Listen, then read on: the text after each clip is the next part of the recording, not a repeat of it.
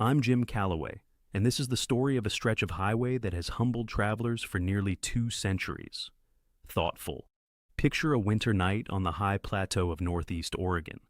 The temperature has dropped below freezing. A long line of semi-trucks sits parked along the shoulder of I-84, engines idling, drivers standing out in the cold under a sky packed with stars. Every one of those men and women is looking down the same stretch of road. Every one of them is making the same silent calculation. Size. Because just ahead, the highway drops off the edge of the Blue Mountains and falls nearly 2,400 feet in just a few miles. That stretch has a name that says everything you need to know about it. Locals call it Cabbage Hill. The official signs call it Deadman Pass.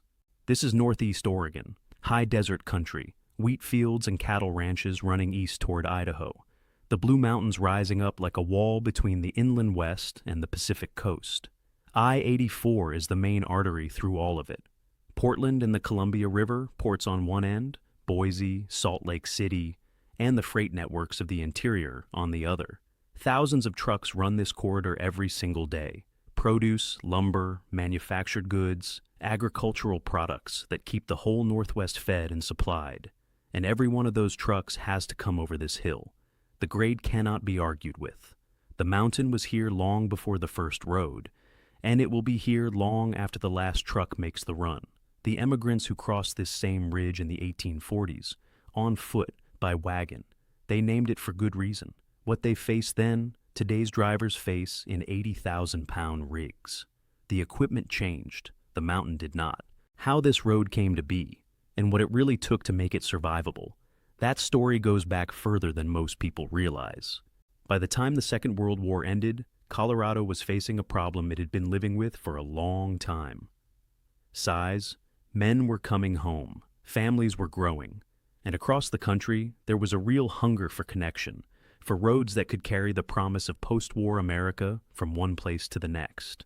In Colorado, that hunger ran straight into something that wasn't going to move: the Rocky Mountains. The Continental Divide cuts the state nearly in half, and for the communities on the western side, the ranchers, the miners, the small-town merchants of Summit County, that divide wasn't a scenic feature, it was a wall. Pause. In winter, that wall could close entirely. A rancher needing supplies from Denver, a family with a sick child, a trucker with a load that had to get through. They all answered to the same mountain, and the mountain didn't always answer back. The push for a better crossing came from practical people, highway engineers who understood the grades, business leaders in Denver who needed reliable freight moving west, communities on the western slope who were tired of being cut off, and a trucking industry that was growing fast and needed roads that could keep up. But the terrain didn't leave many good options. Any route over the divide meant serious elevation, switchbacks, and weather that arrived fast and left slowly. A tunnel was the dream, but tunnels cost money that wasn't there yet.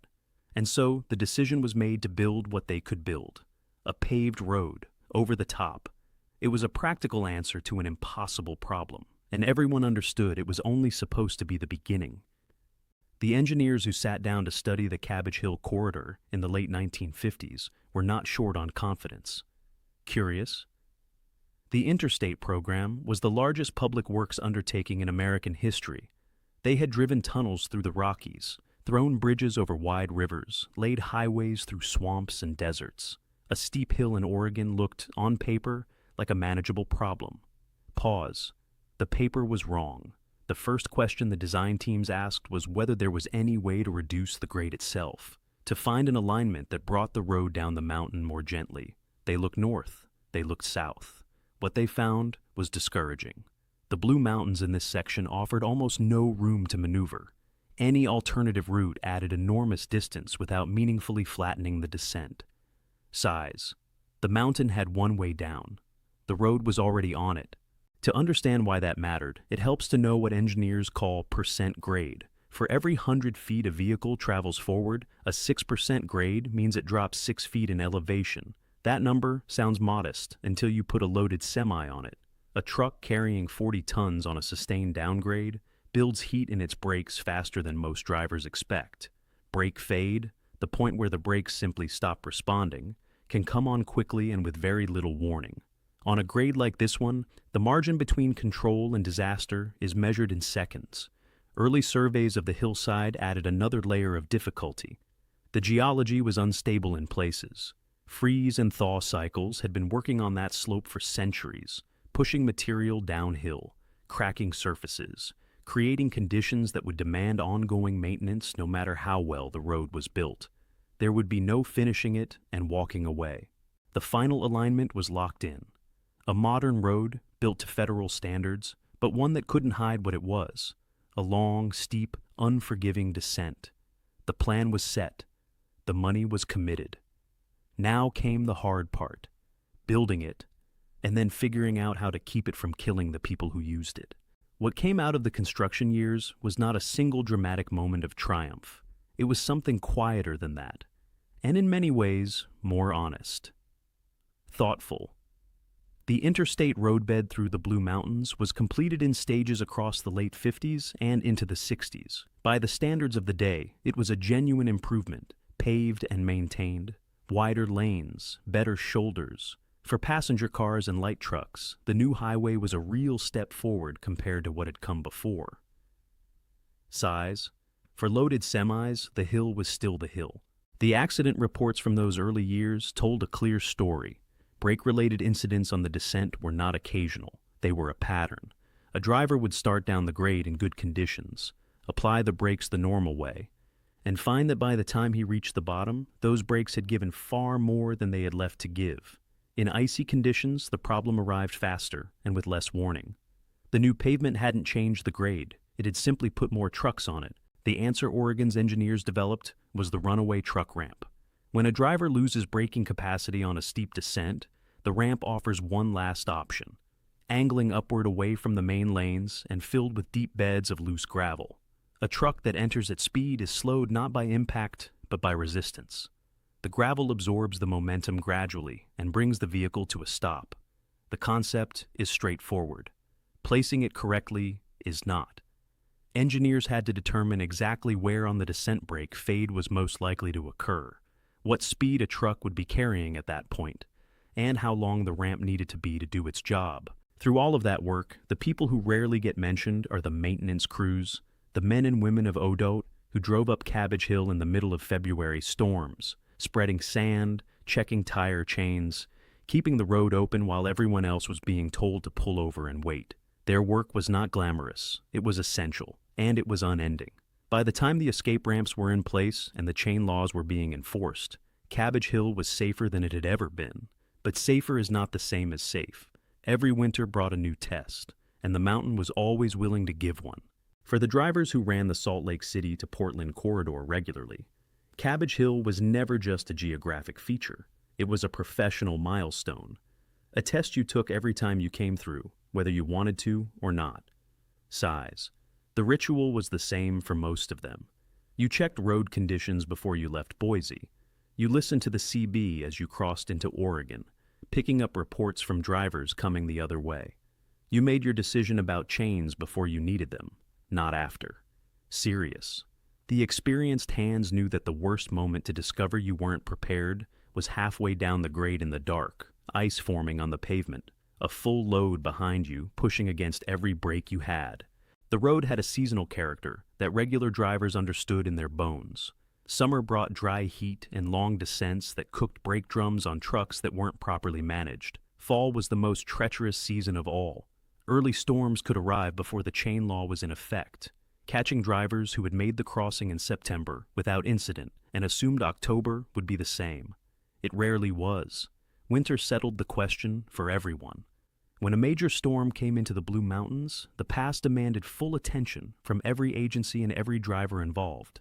ODOT's storm response, the plows, the anti-icing crews, the variable message signs, the chain control stations, represented decades of accumulated hard knowledge about what this hill could do and what it took to hold it.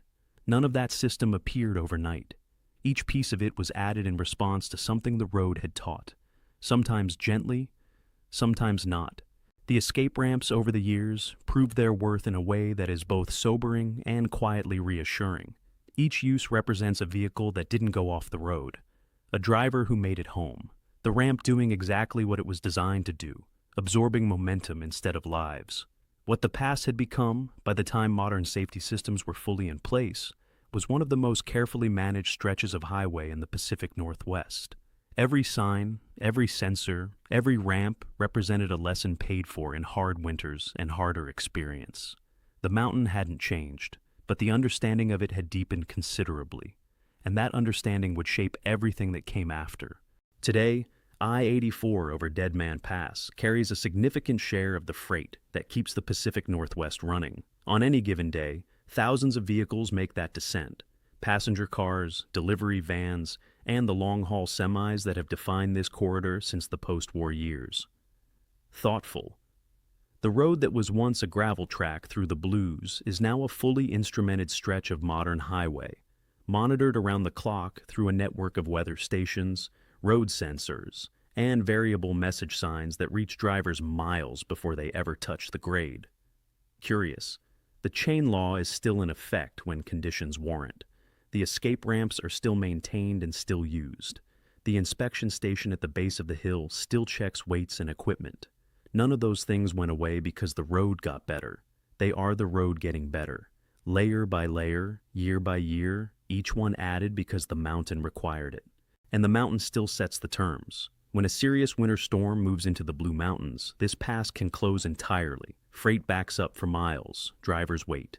Dispatchers reroute what they can. There is no bypass that carries the same load. When Deadman Pass decides to close, the region feels it. That is not a failure of engineering. It is an honest acknowledgement of what this place has always been. For the drivers who have made this crossing over the decades, Cabbage Hill occupies a particular place in the professional memory. It is a road that asks something of you every time. It rewards preparation and punishes assumptions. The men and women who ran this corridor through the hard winters of the 60s and 70s, in trucks with a fraction of the safety technology available today, understood that in a way that is difficult to fully translate. They learned it the way you learn most important things, by doing it in the dark, in the cold, with a full load and a long way still to go. Cabbage Hill was never a problem that got solved. It was a challenge that got respected, and in that respect, built slowly over more than a century of hard winters and harder work, lies the real story of this road. The Blue Mountains did not yield to the highway. They accepted it on their own terms. And every driver who comes down that grade safely is the beneficiary of everyone who came before, everyone who learned the hard way what this hill demands, and kept coming back anyway. That's what the roads that built this country ask of us. Not that we conquer them, just that we respect them enough to be ready.